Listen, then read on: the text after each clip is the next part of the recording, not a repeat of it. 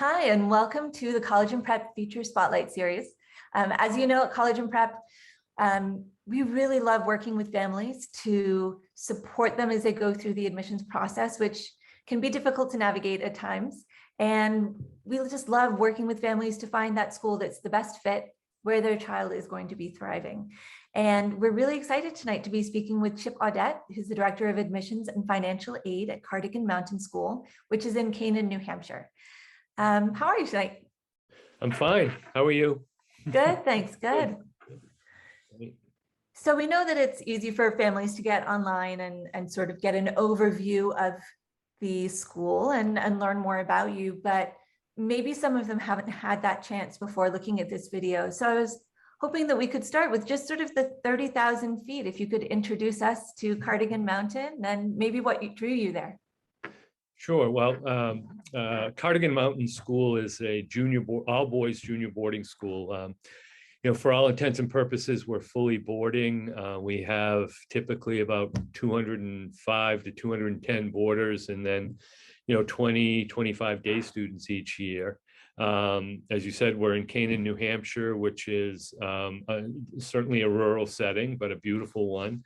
We're on a lake. We overlook the mountains on a 525 acre campus, and about 25 minutes from Hanover, New Hampshire, where Dartmouth College is. We typically will have boys from 25 states or so and 15 foreign countries. Again, grades 6 through 9, so ages usually 11 to 15, though sometimes a little younger than that. But overall, an all boys junior boarding middle school in rural New Hampshire. Awesome. I've been at Cardigan. This is my 15th year at Cardigan as the Director of Admission and Financial Aid. I knew about Cardigan from previous roles at secondary schools where I would visit Cardigan to recruit students. I interviewed a lot of Cardigan students who came to those campuses, and I sort of admired it from afar. I knew that the boys would be well prepared academically.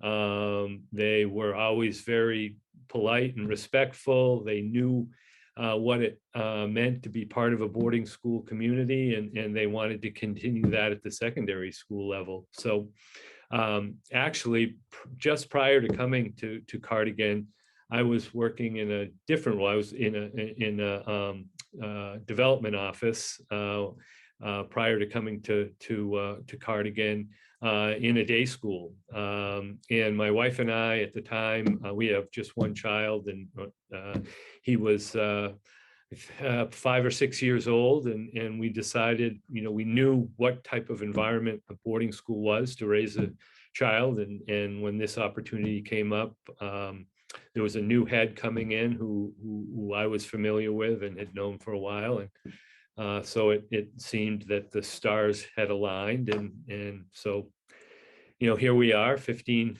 years later. Great. Mm-hmm.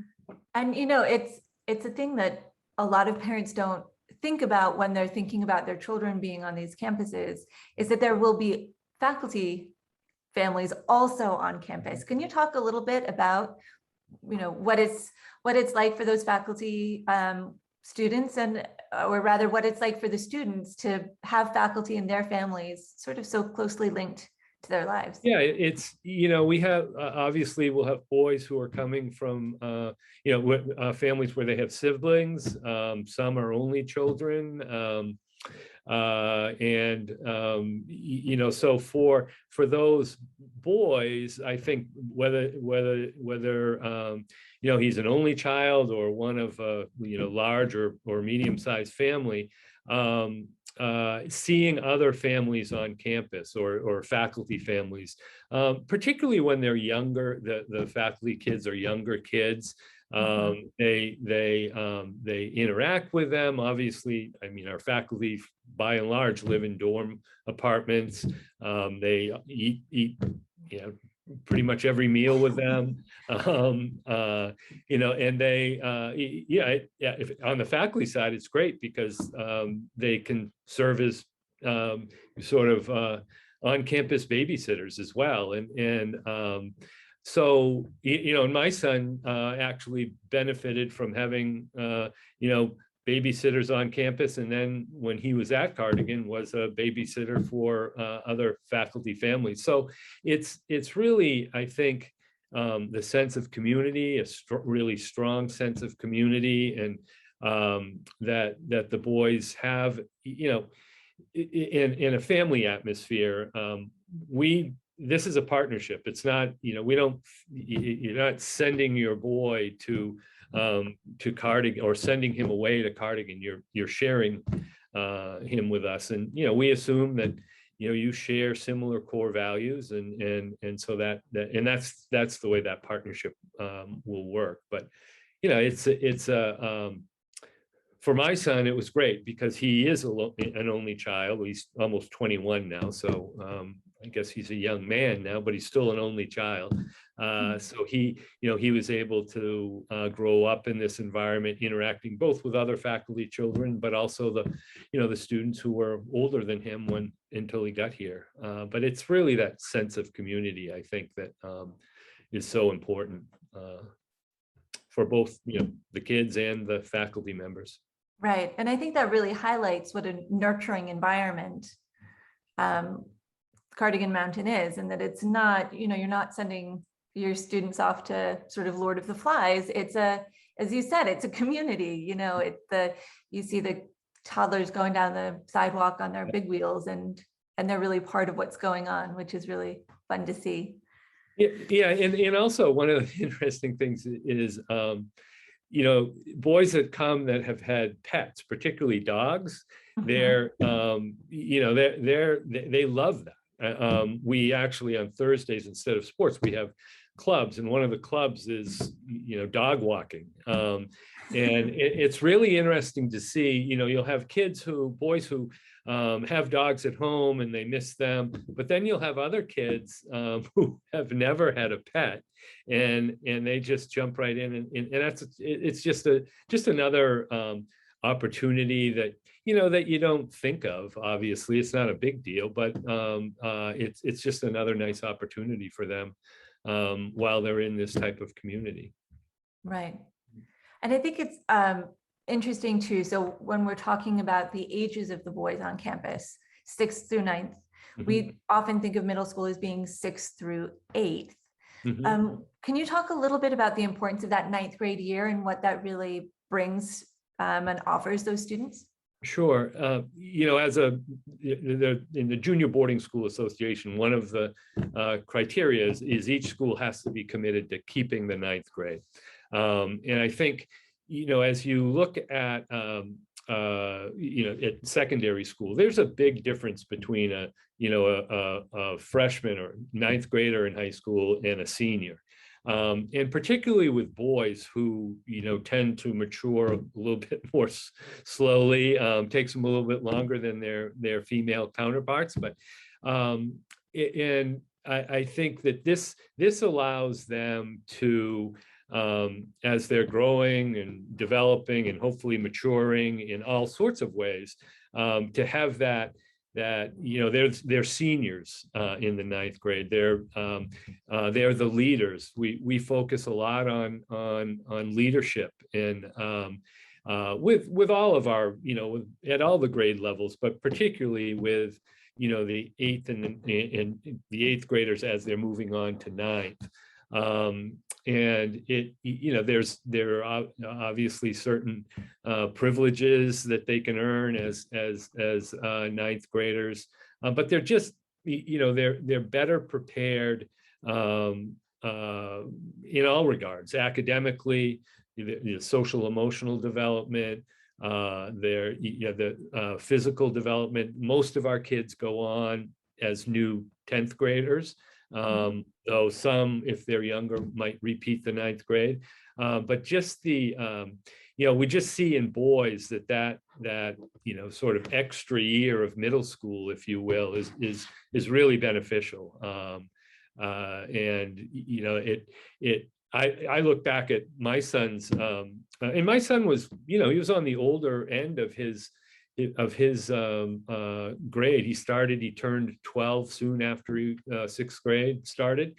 And but the difference between him at the end of his eighth grade year and then in ninth grade, moving on to secondary school was it was significant. And he was able to go straight into secondary school as a 10th grader and hit the ground running, not just academically, but just knowing how to navigate boarding school, being part of a community, all those sorts of areas of development and maturation. Mm-hmm. And you mentioned the piece about athletic leadership as well. And I know that Cardigan Mountain has a very strong athletic program. Could you share with everybody sort of the breadth of what you offer? Yeah, our philosophy toward athletics is really twofold. One, these boys need to be active every day. They just do.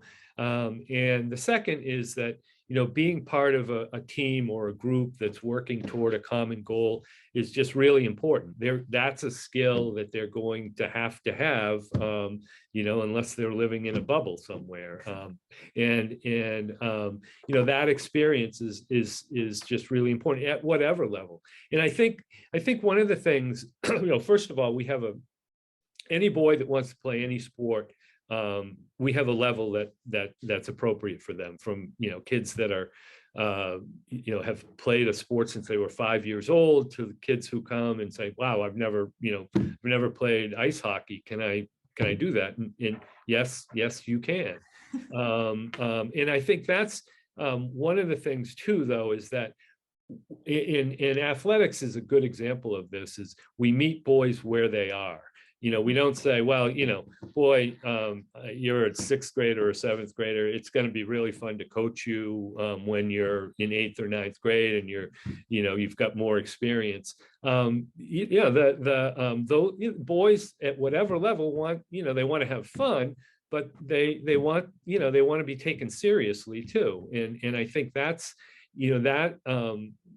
a really important experience for those boys, and for us as faculty to understand that you could be on the fourth basketball team, and to you that's just as important as it is to the captain of the varsity basketball team. But we offer I think 16 or 17 different sports.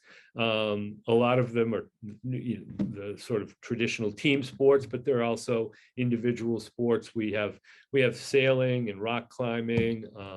One of the sports that's really popular, that has become really popular, is mountain biking. We have a trail system and race course. We hosted a race yesterday with 150 kids here. Probably 100 of them. We have about 50 kids in our program, but the other 100 were all high school kids. So but again, it's an opportunity for kids to continue a sport that they've been playing, or start something new. And we encourage that. We want them to, not just in athletics, but to sort of feel encouraged and supported to step outside their comfort zone and try something that they haven't had the opportunity to do. Mm-hmm. So in terms of, and unfortunately we only have a few minutes left, but in terms of things that really put Cardigan Mountain School apart from other schools, and you've touched on some of them, but what are some of the things that you're really excited about that are maybe new to the school, or sort of in the works, that we should know about? Well, they're not necessarily new, but they're always in the works. I mean, we're never, we have two signature programs. One is called PEAKS. It's a mouthful. Personalized education for the acquisition of knowledge and skills. And it's one of our academic departments, but it's really focused on helping boys understand how they learn, recognize their strengths and their challenges, help them develop compensatory skills for areas in which they're not as strong. But there's also a heavy focus on executive functioning skills and time management, organization, study skills, and those, and the reason that it's actually a part of every boy's academic program here, and it's also the department through which boys can get individual support. But we sort of stepped back 14 years ago, and we used to have a bunch of different fee-based programs and said, we're working just with middle school boys, and there are some real commonalities often in their learning styles, although that it's an individual thing, but certainly executive functioning skill development doesn't hurt any middle school boy. Yeah, and so that's, and that, as I said, it's just integrated within the curriculum. Every boy takes part in it. The other is, the other one is the Charles C. Gates Invention and Innovation Program. And I would say it's it's really the cornerstone to our approach to learning by doing, hands-on learning, interactive learning. It's geared around problem solving, and a lot of it is geared around trying something, failing, trying something again. But we're one of two middle schools in the country that have it, and it's a competition as well. The boys come up with an idea for a product that will make some part of everyday life in some way easier. They design it in our design center. They build a prototype either in the Gates shop, which has pretty much every tool known, or in a combination in the wood shop too. And at the end of the year, they have a chance to present their products, and ultimately, if the judges feel that there's a market for the product, they can go through the patenting process. But it's really geared around hands-on learning, problem solving, trying, failing, trying again, and it's housed in a 1-year-old building that's 19,000 square feet. It's beautiful. It also includes the wood shop and the art classrooms, ceramic kiln area. So as I said, it's really the cornerstone of our hands-on interactive learning by doing approach, which that's what works with boys this age. So absolutely. Yeah, I have a 10-year-old. Absolutely, that's what works. Yeah. And unfortunately, we are, that's all the time we have. But if people would like to get in touch with you, parents would like to talk to you more about that program or any of the other programs and how their son might be able to join Cardigan Mountain's community, what's the best way for them to do that?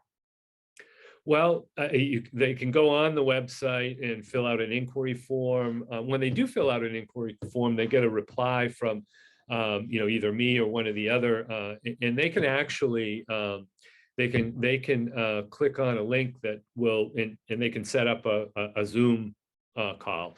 I'm a little bit older, and I like phone calls, but I understand, I fully understand that nowadays that's not the most common method of communication. So, but really going onto the website, either filling out an inquiry form or picking up the phone, or just they can go on and email me or one of the other people in the office directly.